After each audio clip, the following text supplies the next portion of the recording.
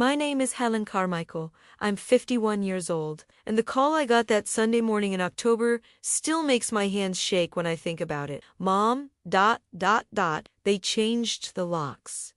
My daughter Sarah's voice was barely recognizable through the sobbing. For a second, I thought someone had broken into her house, a robbery, a home invasion.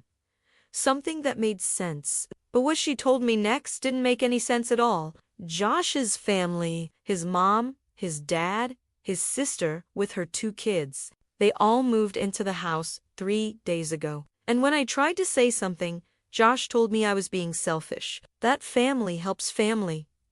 Her voice cracked. This morning I went to buy groceries, and when I came back, Mom, all my stuff was in boxers in the garage. They locked me out. They locked me out of my own house.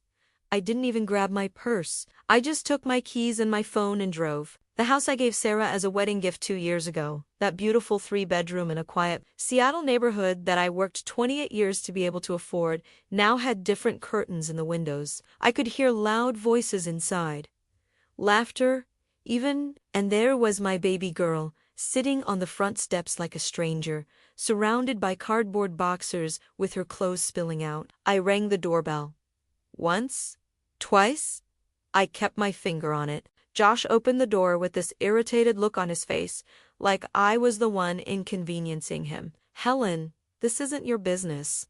These are marriage issues. Marriage issues. I felt something cold settle in my chest, something that told me this wasn't just a family disagreement. This was something much, much worse. You kicked my daughter out of the house I bought for her, I said, and I barely recognized my own voice. The deed is in her name. Josh? Just hers. This isn't a marriage issue. This is a crime. That's when I saw her. Josh's mother, Diane, appearing behind him with this smug little smile on her face. Oh, Helen, you just don't understand how marriage works. Josh is the husband. What's hers is his. We're family now, and Sarah needs to learn that family comes first. I pulled out my phone right there and dialed 911. I'd like to report a trespassing. Unauthorized individuals have illegally taken possession of a residence that belongs to my daughter. Diane's smile flickered. Josh tried to grab my phone, and that's when I knew this wasn't a mistake. This wasn't a misunderstanding. This was a plan. I need to take you back a bit, back to when I thought my daughter had found her happily ever after. Sarah met Josh Turner 3 years ago at a corporate networking event in downtown Seattle. She was working as a junior marketing coordinator. He was in sales for a tech company. When she first told me about him, her eyes lit up in that way that made my heart both swell and worry at the same time. They dated for 10 months before he proposed. And I'll be honest with you, I wanted to like Josh. I really did. He was polite, always called me ma'am, showed up on time for family dinners. He had this all-American charm that made you want to trust him. Sandy brown hair, easy smile, firm handshake. The kind of guy who looked good on paper, but there was something about his family that always felt ... off. The first time I met Diane and Norman Turner was at the engagement party. Diane spent the entire evening asking me questions about my properties, my investments, how I'd managed to build my portfolio. At the time, I thought she was just making conversation, maybe even impressed that I'd done well for myself after Patrick died. Now I realized she was taking inventory. Norman barely spoke that night, but I caught him several times just staring at Sarah with this calculating look. Not the warm gaze of a future father-in-law. Something colder, like he was assessing value. And then there was Brenda, Josh's older sister. She showed up late with her 2 kids, no husband in sight. When I asked Sarah about it later, she mentioned that Brenda was divorced, that it had been messy, something about property disputes. Sarah didn't know the details. I should have dug deeper. The wedding was small, intimate. I paid for most of it because the Turners claimed they were going through financial difficulties. Norman had lost his job as a warehouse supervisor. Diane worked part-time at a grocery store. They apologized profusely, said they wished they could contribute more. Looking back, I wonder if any of it was true. My gift to Sarah and Josh was the house, $620,000, 3 bedrooms, 2 bathrooms, a beautiful yard with cherry trees. I'd bought it cash from my investment portfolio and put the deed exclusively in Sarah's name. My attorney, Patricia Morse, had advised me to do exactly that. At the time, Josh seemed disappointed that his name wasn't on the deed. He made a few comments about how married couples usually shared everything, how it felt like I didn't trust him. Sarah defended my decision, said I was just being practical, that it was my gift to her, and she appreciated my protection. I remembered Josh's jaw tightening when she said that, but he smiled and thanked me, and everything seemed fine. For the first year of their marriage, Sarah seemed genuinely happy. She'd send me photos of the garden she was planting, the wall colors they'd chosen, the furniture they were picking out together. She talked about maybe starting a family in a few years once they were more settled. Then, about 4 months ago, things started changing. Sarah's texts became shorter. She stopped inviting me over for dinner. When I'd call, she always sounded distracted, stressed. She mentioned that Josh had been working longer hours, that money was tight, that his family was going through difficulties. Diane had apparently lost her job. Norman's unemployment had run out. Brenda was struggling as a single mom. And Josh, my daughter told me, with this apologetic tone in her voice, thought maybe they should help out a little.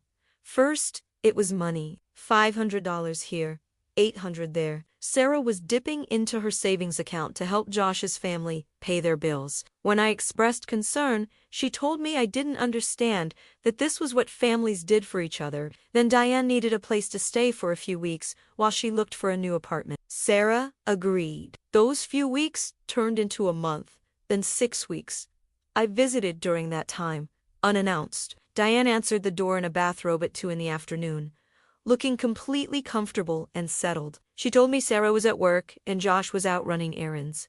The house smelled different. There were different photos on the walls, photos of the Turner family that I didn't recognize. Diane's magazines were spread across the coffee table. Her shoes by the door? It felt like Diane lived there. When I asked Sarah about it that evening, she sighed and admitted that Diane wasn't looking very hard for a new place. But Josh kept insisting his mother needed more time, that Sarah needed to be patient and understanding. That's when I first felt it, that cold drop of dread in my stomach. I asked Sarah point-blank if Josh was pressuring her. She hesitated just a beat too long before saying no. That hesitation told me everything. 2 weeks before the phone call that changed everything, I drove by the house. I don't know why. Maybe mother's intuition. Maybe just worry. There were 3 cars in the driveway. Josh's truck, a sedan I didn't recognize, and Diane's old Honda. Through the window, I could see people moving around inside, more than just 3 people. I sat in my car across the street for 20 minutes, watching. I saw Norman walk past the window. Ding, Brenda. Pronto. Then 2 small children running through what used to be Sarah's living room. The entire Turner family was in my daughter's house.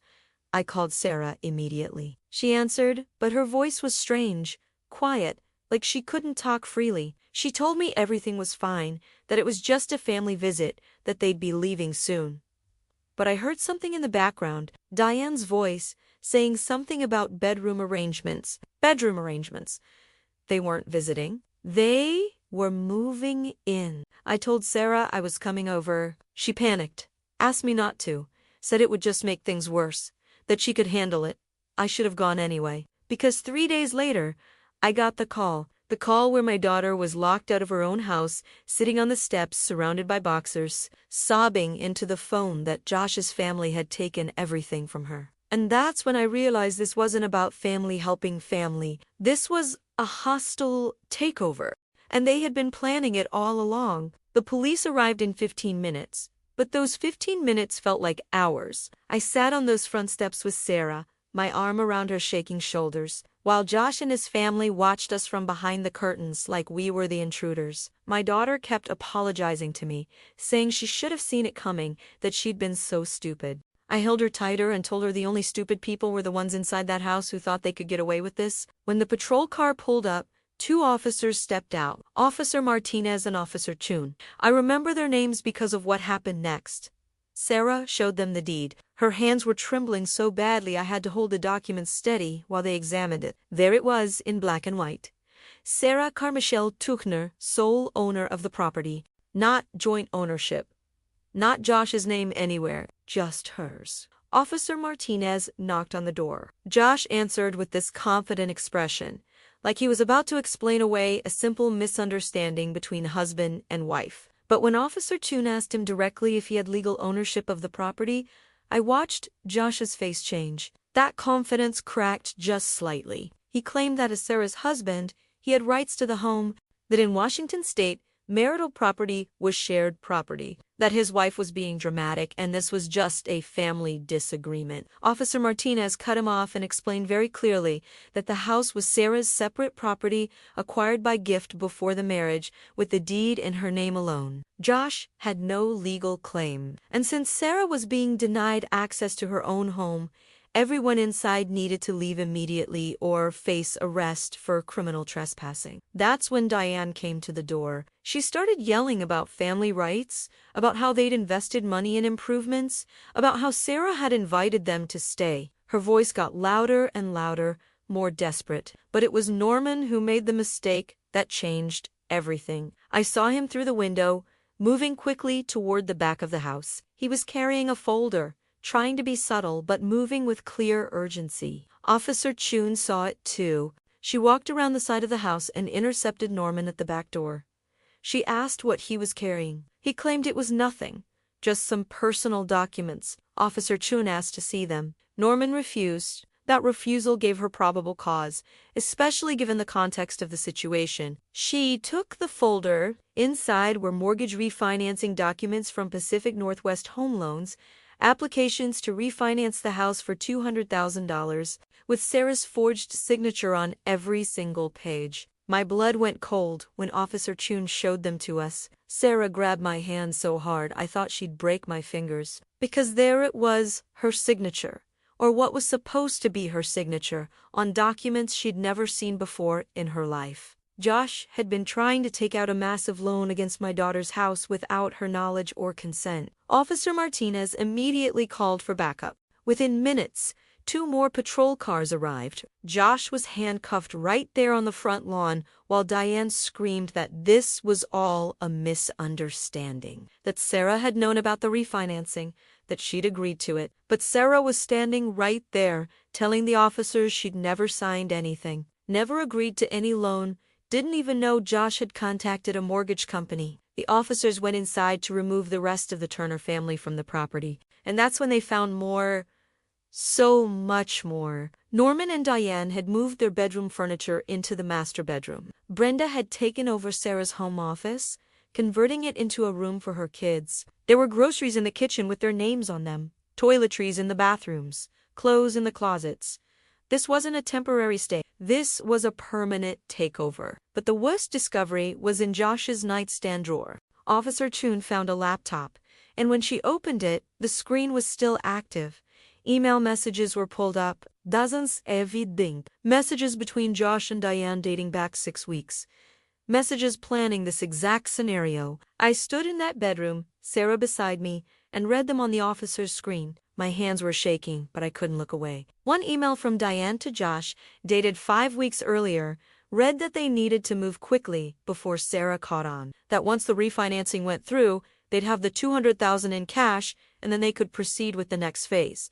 The next phase, Josh had replied that he'd researched Washington state divorce law, that if Sarah abandoned the marital home, it would strengthen his position, that they just needed to make her uncomfortable enough to leave on her own. Another email from Norman to Josh talked about property division in divorce, about how even though the house was in Sarah's name, Josh might be entitled to compensation for improvements and cohabitation rights if they played it correctly. Brenda had sent Josh a message saying she'd done this exact thing with her ex-husband, Marcus, that she'd walked away with $150,000 in the settlement by claiming she'd contributed to property improvements and using marital asset laws to her advantage. This was their family business. Marry someone with assets, move the family in, forge documents, take out loans, create impossible living conditions, force the spouse to leave, claim abandonment, fight for a settlement. They'd done this before, and they'd planned to do it to my daughter. Officer Martinez photographed every email. She documented the forged signatures. She took statements from Sarah, from me, from neighbors who'd seen the Turner family moving furniture in over the past 3 days. Josh was arrested for forgery, attempted fraud, and identity theft. As they put him in the patrol car, he had the nerve to look at Sarah and tell her she was destroying their marriage over nothing. Over nothing. My daughter had been scammed by the man she'd married, manipulated by his entire family, nearly robbed of $620,000, and he called it nothing. Diane, Norman, and Brenda were escorted off the property with warnings that if they returned, they'd be arrested for trespassing. Diane cried and pleaded, saying they had nowhere to go, that Sarah was being cruel to family. I told her exactly what I thought of her and her family in words I won't repeat here. When they were finally gone, when it was just me and Sarah standing in that violated house, my daughter collapsed into my arms and sobbed. She kept saying she should have known, should have seen the signs, should have been smarter. But I held her face in my hands and told her the truth. She wasn't stupid. She was kind. She was trusting.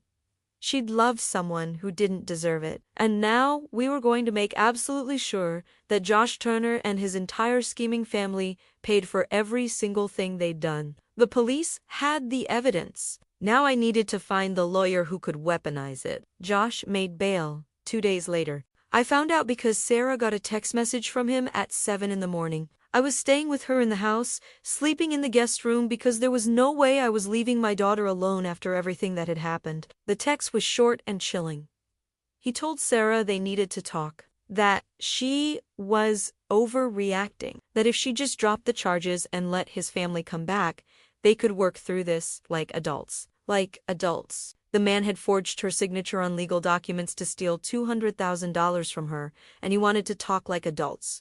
Sarah showed me the message with shaking hands. I told her not to respond, that anything she said could be used against her later. Instead, I called Patricia Morse, my attorney. Patricia had been my lawyer for 12 years, ever since Patrick died, and I needed someone to help me navigate the estate. She was sharp, ruthless when she needed to be, and she didn't tolerate nonsense from anyone. When I told her everything that had happened, there was a long silence on the phone. Then she said one word: divorce.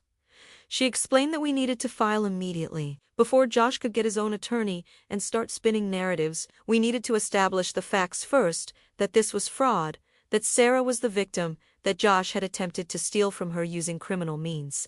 Patricia also said something that made my stomach turn. She told me that in her 23 years of practice, she'd seen this pattern before. Families who targeted people with assets, especially women with property or inheritance. They weren't common, but they existed. And they were usually very cheated. The fact that Brenda had successfully done this before meant the Turners had refined their system. Patricia asked if she could pull Brenda's divorce records from her case with Marcus. I gave her permission to dig into whatever she needed. While we waited for Patricia to gather information, Josh kept texting Sarah.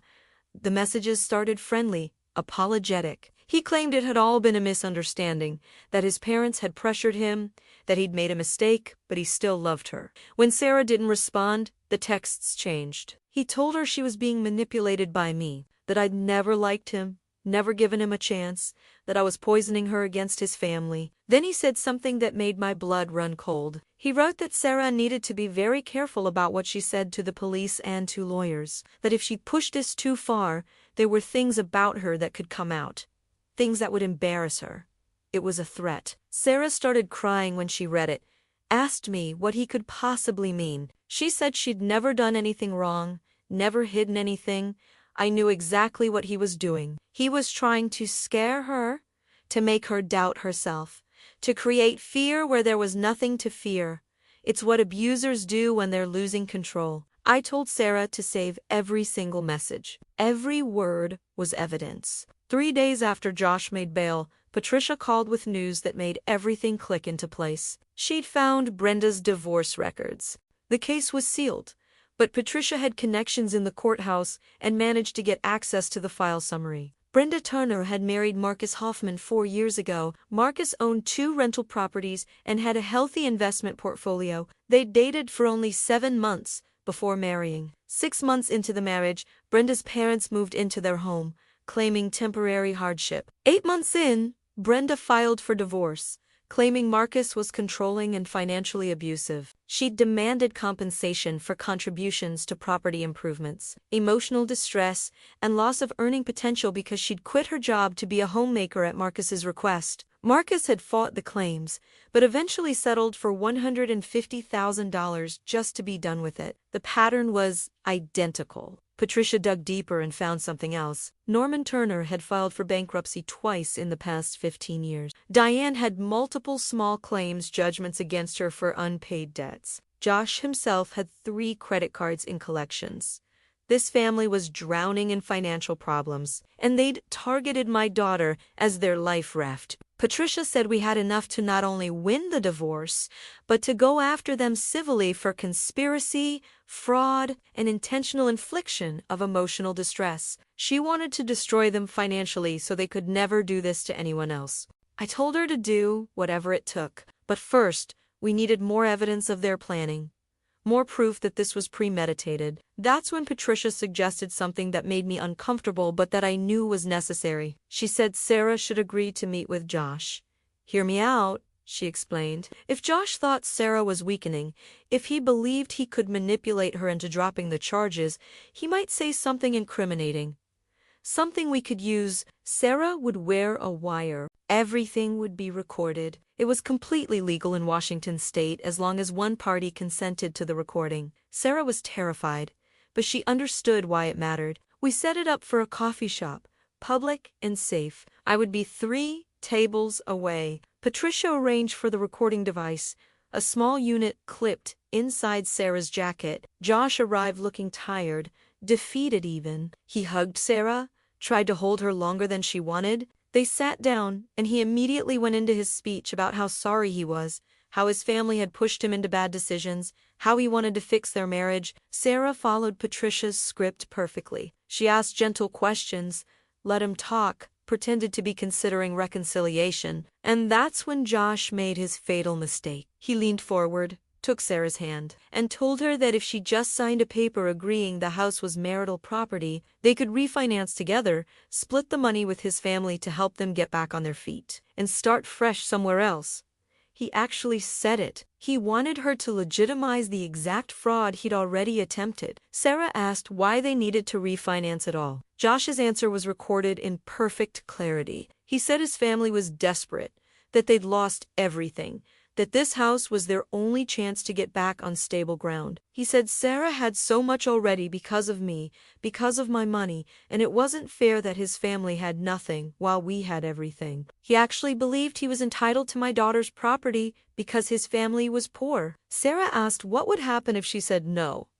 Josh's expression changed. The mask dropped completely. He told her that if she insisted on pushing the criminal charges, if she refused to work with him, things would get very ugly.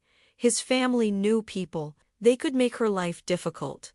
They could drag out the divorce for years, cost her thousands in legal fees, make sure she regretted not cooperating. Another threat, clear as day, recorded forever. Sarah stood up, told Josh she'd think about it, and walked out. She made it to my car before she started shaking uncontrollably. But we had it. We had him admitting the scheme, threatening Sarah, trying to coerce her into fraud. Patricia listened to the recording 3 times that evening. Then she smiled in a way that reminded me why she'd never lost a case that mattered. She said we weren't just going to win, we were going to make sure the Turner family never tried this again.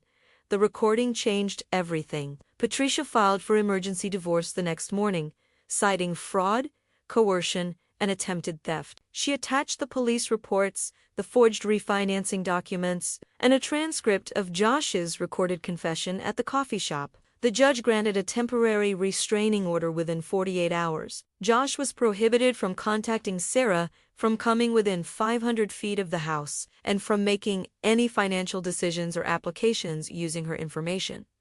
But that was just the beginning. Patricia explained that we had 2 parallel battles ahead: the criminal case against Josh for forgery and fraud, which the prosecutor's office was handling, and the civil case, where we would go after not just Josh, but his entire family for conspiracy and intentional harm. She told me something I'll never forget. She said that people like the Turners counted on their victims being too tired, too scared, or too broke to fight back. They counted on settlements, on people just wanting it to be over. We were going to show them what happened when they picked the wrong target. Patricia wanted to build an airtight case, which meant we needed to find Marcus Hoffman, Brenda's ex. If we could prove that the Turner family had run this exact scheme before, it would establish a pattern of behavior that would destroy any defense they tried to mount. Finding Marcus took less time than I expected. Patricia hired a private investigator named David Chun, a former police detective who specialized in financial fraud cases. Within 3 days, David had located Marcus living in Spokane, working as an electrical engineer. Patricia reached out to him through a carefully worded letter explaining that we believed he'd been victimized by the same family that had targeted Sarah and that his testimony could help prevent them from doing this to others. Marcus called Patricia the same day he received the letter. She put him on speakerphone in her office while Sarah and I sat across from her desk. Marcus's voice was quiet at first, cautious. He asked if we were really going after the Turners or if this was some kind of trick. Patricia assured him we were deadly serious. What Marcus told us made me want to drive to wherever the Turners were staying and scream at them myself. The story was almost identical to Sarah's, beat for beat. He'd met Brenda at a friend's barbecue. She'd been charming, attentive, interested in everything about him. They'd dated for 7 months before she started talking about marriage. Looking back, Marcus said she'd asked a lot of questions about his properties, his income, his investments. He thought she was just being practical, making sure they were financially compatible. They got married in a small ceremony. Within weeks, Brenda started mentioning that her parents were struggling. Her father had lost his job. Her mother had health issues. Could they possibly stay for just a little while? Marcus had said yes because he wanted to be a good husband, a good son-in-law. Norman and Diane moved in with suitcases that looked like they'd been packed for months. Within 3 months, Brenda's behavior changed completely. She became cold, critical, started fights over nothing. The house felt tense all the time. Her parents would gang up on him during arguments, tell him he wasn't being a good provider, wasn't treating their daughter right. Then Brenda announced she wanted a divorce. She claimed Marcus was controlling, that he monitored her spending, that he made her feel trapped. None of it was true, but her parents backed up every lie. Her lawyer demanded $150,000 for her emotional suffering, for contributions to the household, for sacrificing her career. Marcus had fought it at first, but his lawyer advised him that fighting could cost more than settling, that family court often favored women in these situations, that the stress would eat him alive. So he paid. Brenda walked away with the money, and Marcus later heard she'd split it with her parents and brother, with Josh. Marcus's voice cracked when he said he'd blamed himself for years, thought he'd been a bad judge of character, never imagined it had been a coordinated con from the very beginning. Patricia asked if he'd be willing to testify in our civil case, to tell a jury exactly what the Turner family had done to him. Marcus said yes immediately. He said he'd wanted to warn other people for years but didn't know how. He said if testifying could stop them, he'd do it in a heartbeat. We had our star witness. But Patricia wanted more. She wanted to make sure we understood the full extent of what we were dealing with. David, the investigator, did a comprehensive background check on the entire Turner family. What he found was a trail of financial destruction going back over a decade. Diane had been married once before Norman, to a man named Richard Pellet. That marriage lasted 11 months before Richard filed for divorce, citing irreconcilable differences. David tracked down Richard, who was now living in Arizona. Richard told David he didn't want to get involved, but he confirmed that Diane had moved her family into his home early in the marriage and that by the end, he'd felt like a stranger in his own house. He'd walked away from the marriage with nothing, just to be free of them. Norman had a criminal record we hadn't known about. 2 arrests for writing bad checks in the 90s, 1 conviction for filing a fraudulent insurance claim in 2003. He'd served 90 days. Josh had more financial problems than we'd realized. 7 credit cards maxed out, a repossessed car from 2019, and 3 different payday loans in collections.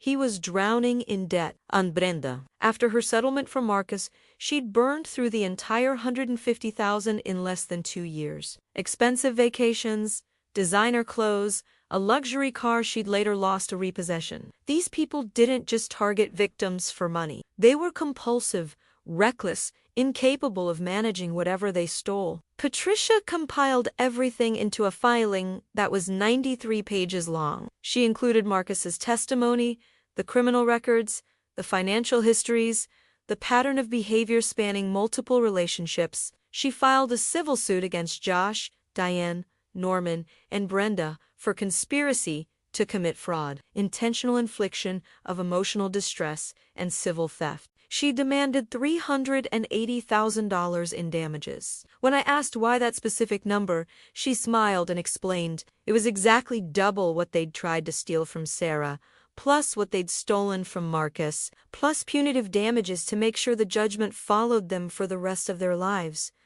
But we still had one major problem. The Turners had hired a lawyer, a man named Richard Harding, who had a reputation for defending white-collar criminals and making victims look like the real perpetrators. Patricia warned us that Harding would try to paint Sarah as a vindictive wife, me as a controlling mother, and Josh as a man who'd made a simple mistake under family pressure. He'd try to claim the emails were taken out of context, that the refinancing was a miscommunication, that Sarah had known about it and was now lying to hurt Josh. We needed to be prepared for them to fight dirty. And then, 2 weeks before the first court hearing, something happened that proved Patricia right. Sarah received a letter in the mail. No return address, postmarked from Seattle. Inside was a single piece of paper with a printed message. It said that Sarah should be very careful about what lies she told in court, that people who destroyed families had a way of getting what they deserved, that accidents happened to people who pushed too hard. It was unsigned, but we knew exactly who'd sent it. The Turners were trying to scare Sarah into backing down. They had no idea that every threat just made me more determined to destroy them completely. Patricia reported the threatening letter to the police immediately. They opened an investigation, but without proof of who sent it, there wasn't much they could do beyond documenting it as evidence of harassment. But that letter did something the Turners hadn't anticipated. It made Sarah angry. Really, truly angry for the first time since this nightmare began. She'd been sad, betrayed, scared. But now she wanted blood. She told Patricia she didn't care how long it took or how ugly it got. She wanted every single person in that family to face consequences.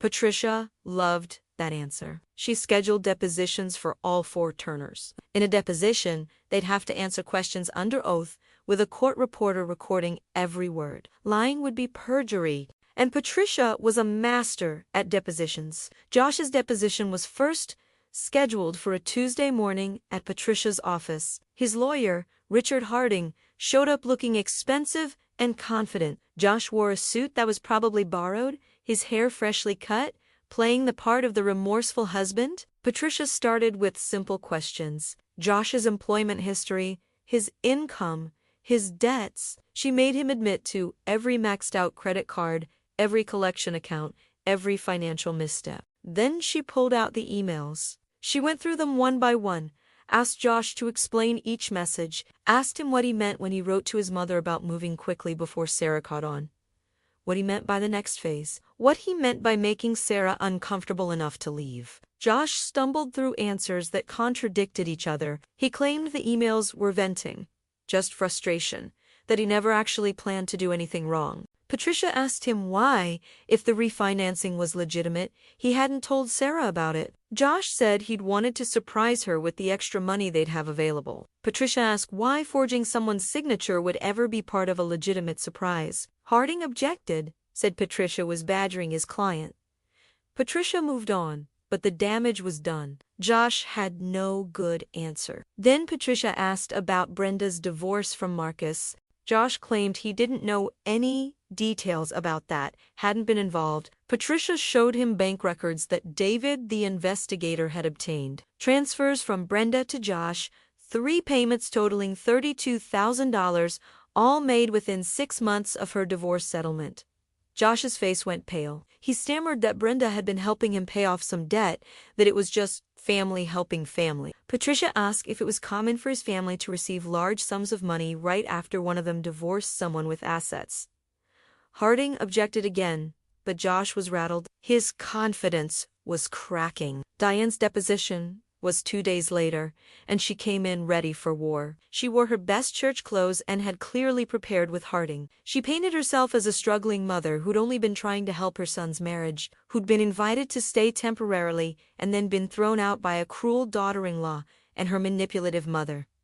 Patricia let her talk. Then she asked Diane about her previous marriage to Richard Pellegrino. Diane's expression froze. She said that marriage was decades ago and had nothing to do with this case. Patricia asked if it was true that Diane had moved her family into Richard's home shortly after marrying him. Diane said she didn't remember the details. Patricia showed her Richard's divorce filing, which mentioned specifically that Diane's adult children and mother had moved into the marital home without his consent. Diane said that was a lie, that Richard was a liar, that he'd twisted everything. Patricia asked if Norman and Josh were liars too, since the emails showed them planning to take over Sarah's house. Diane started crying, said we were all ganging up on her, that she'd only ever tried to help her family survive. Patricia asked her about the email where Diane had written that they needed to move quickly before Sarah caught on. Diane claimed she didn't remember writing that maybe her account had been hacked. Patricia asked if she was testifying under oath that her email had been hacked. Harding jumped in, called for a break. When they came back, Diane's story had changed again. Now, she admitted she'd written the email, but claimed it was taken out of context, that she'd just been trying to help coordinate a family visit. Patricia asked why a family visit required coordination to happen before Sarah caught on. Diane had no answer, but it was Norman's deposition that broke everything wide open. Norman was quieter than his wife, more careful with his words. He claimed he'd just been following his son's lead, that he'd trusted Josh when Josh said Sarah was okay with them staying at the house. Patricia asked about the refinancing documents he'd tried to hide from the police. Norman said he'd panicked, didn't want Josh to get in trouble, that it was just a father's instinct to protect his son. Patricia asked if protecting his son included helping him commit fraud. Norman said he didn't know it was fraud, that Josh had told him Sarah had agreed to everything. Then Patricia asked the question that changed everything. She asked Norman if he'd helped Brenda plan her divorce from Marcus. Norman hesitated just a moment too long. He said no, that Brenda's divorce was her own business. Patricia pulled out phone records that David had sent. Records showing dozens of calls between Norman and Brenda during the 3 months before she filed for divorce from Marcus. She asked Norman what he and Brenda had discussed during all those calls. Norman said he didn't remember, just father-daughter conversations. Patricia asked if father-daughter conversations usually lasted 45 minutes and happened at 11 at night. Norman got defensive, said maybe they'd talked about her marriage problems.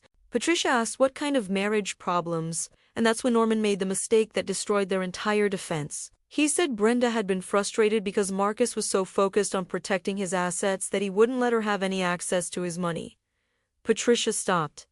Let that hang in the air. Then she asked Norman why Marcus would need to protect his assets if Brenda wasn't trying to take them. Norman realized what he'd said. His face went red. He tried to backtrack, said he'd misspoken.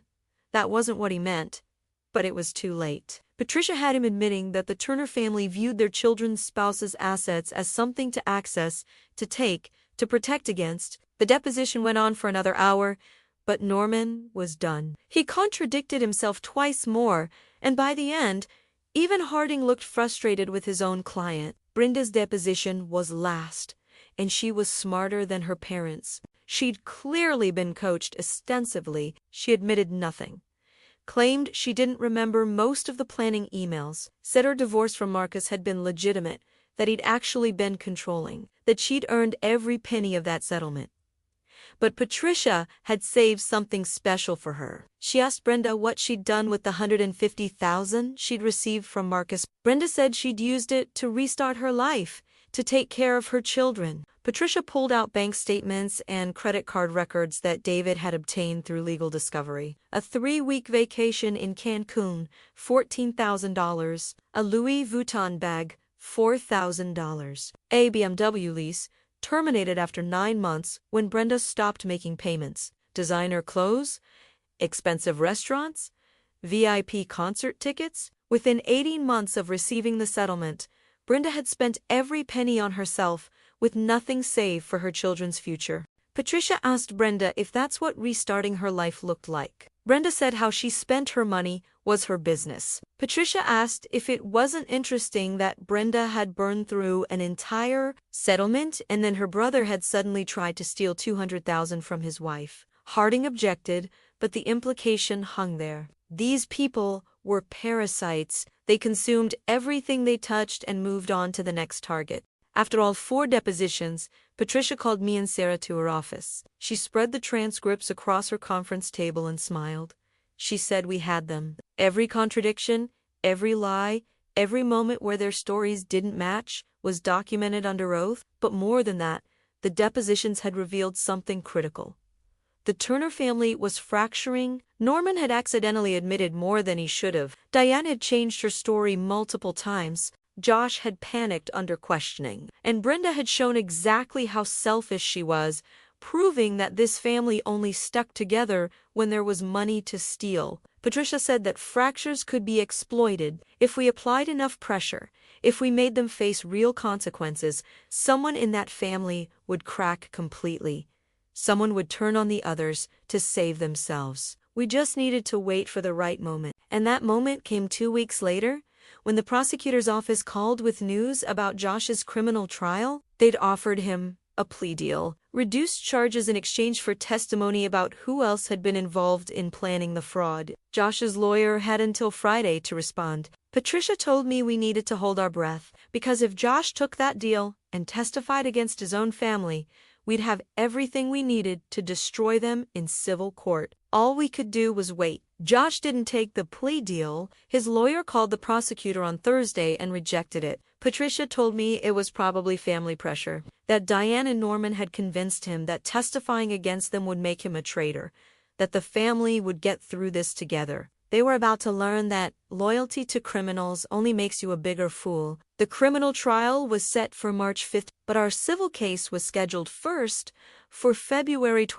Patricia had deliberately pushed for an earlier date because she wanted the civil trial to set the narrative before Josh faced criminal prosecution. The night before our trial, I couldn't sleep. I kept thinking about everything that had led to this moment. The phone call from Sarah crying on the steps, the forged documents, the threatening letter, every lie the Turners had told. Sarah stayed at my house that night. We sat in the kitchen at 2 a.m. drinking tea, both of us too wired to rest.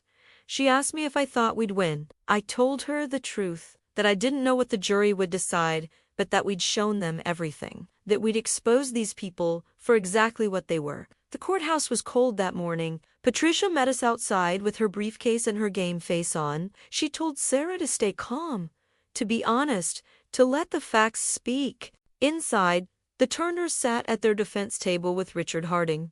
Diane glared at us. Norman wouldn't make eye contact. Josh stared at Sarah like he was trying to will her into dropping everything.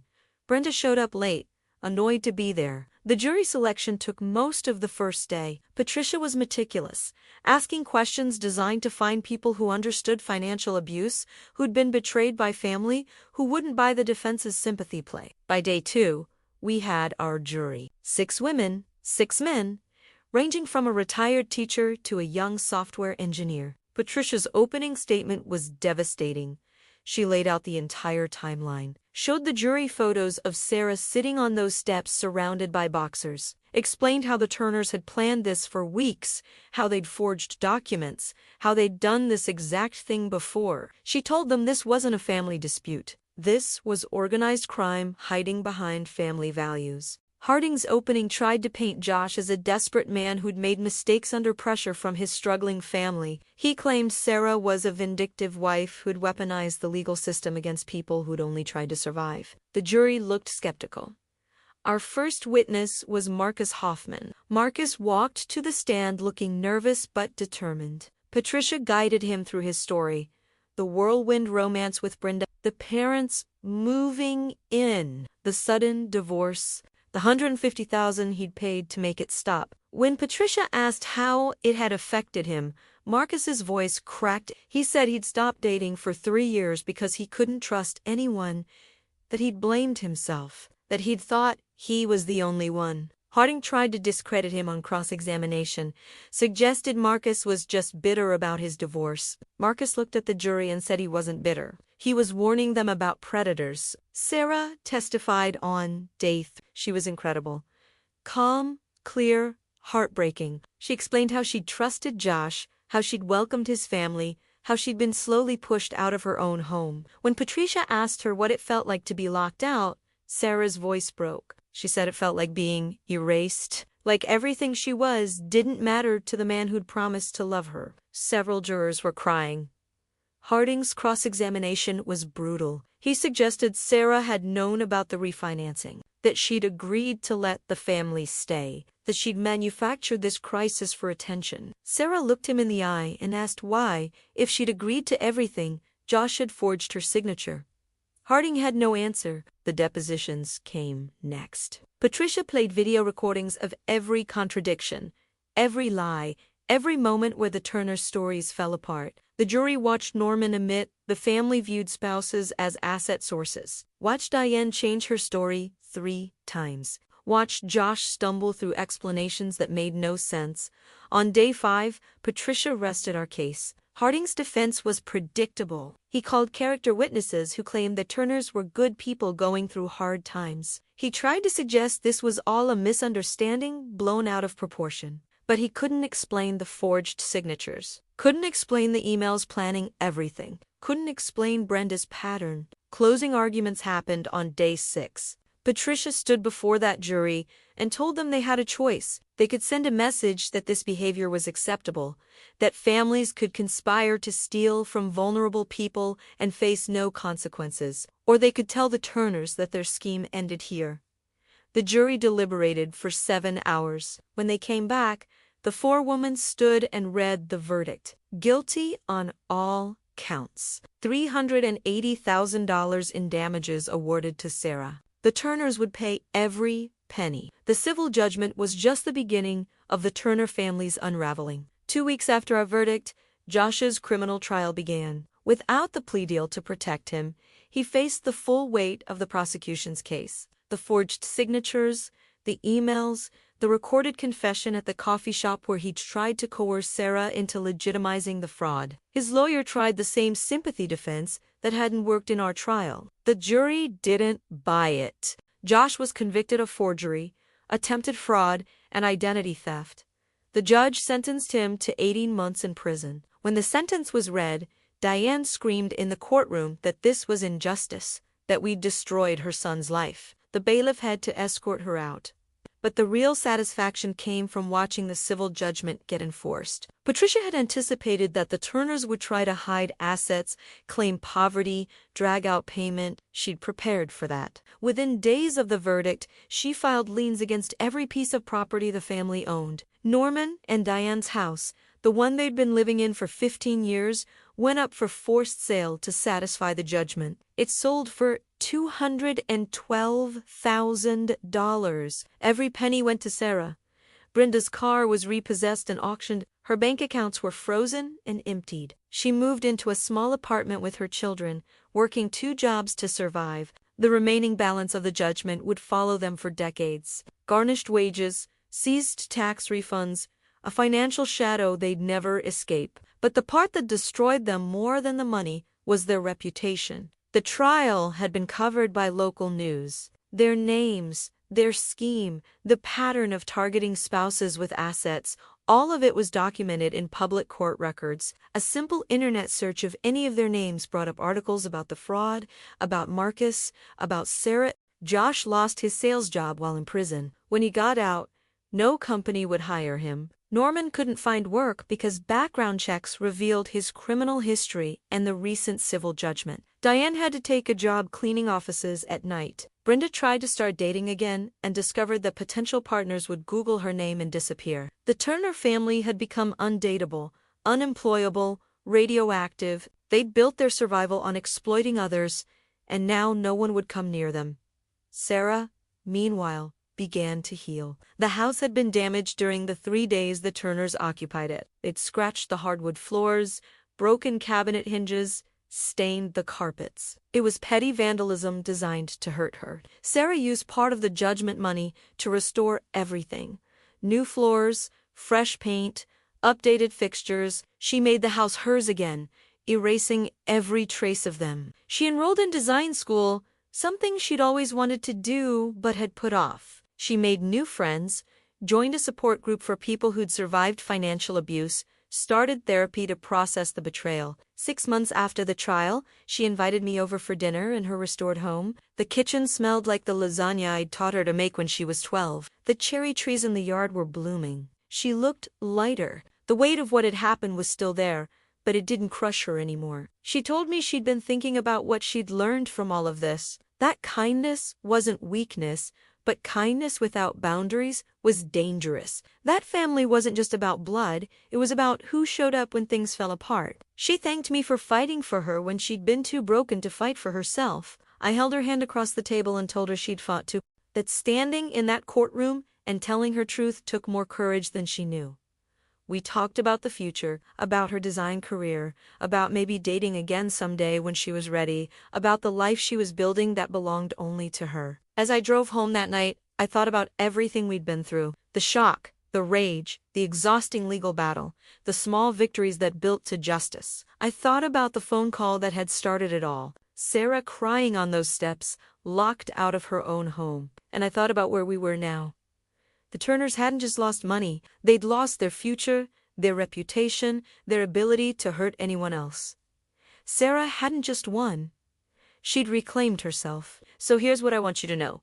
Wherever you're watching this from, if you've ever been betrayed by someone you loved, manipulated by people you trusted, made to feel like you deserved the cruelty, listen to me. You didn't deserve it. And you don't have to accept it. Fight back. Document everything. Find people who believe you. Use every legal tool available. And never, ever let anyone make you small. Now, I want to hear from you. What city are you watching from? Drop it in the comments below. And if this story meant something to you, if it gave you strength or hope or just made you feel less alone, subscribe to this channel. Because there are more stories to tell, more truths to speak, and I'm not done yet. Thank you for walking through this with me. Thank you for listening. Thank you for being here.